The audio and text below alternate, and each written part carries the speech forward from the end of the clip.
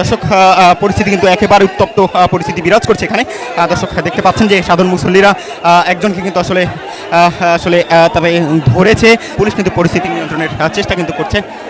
Police কিন্তু তাদের হেফাজতে নেওয়ার চেষ্টা করেছে, অর্থাৎ তাকে কিন্তু পুলিশ তাদের হেফাজতে নিয়ে গেছে। পুলিশ কিন্তু তাদের হেফাজতে নিয়ে গেছে তাকে, এবং পরবর্তীতে পুলিশ কিন্তু তাকে তাদের নিরাপত্তা কিন্তু এখানে নিয়ে গেছে। দর্শক আপনাদের দেখানোর চেষ্টা করছি, বাইতুল মোকাররম উত্তর গেট কিন্তু একেবারে তুমুল উত্তেজনা কিন্তু সেখানে বিরাজ করছে। একে একে কিন্তু আপনারা দেখতে পাচ্ছেন যে এখানে সেনাবাহিনী মোতায়েন রয়েছে, পুলিশ মোতায়েন রয়েছে, এছাড়া কিন্তু অন্যান্য আইন শৃঙ্খলা রক্ষাকারী বাহিনীর সদস্যরা কিন্তু মোতায়েন রয়েছে। দর্শক আপনাদের দেখানোর চেষ্টা করছি।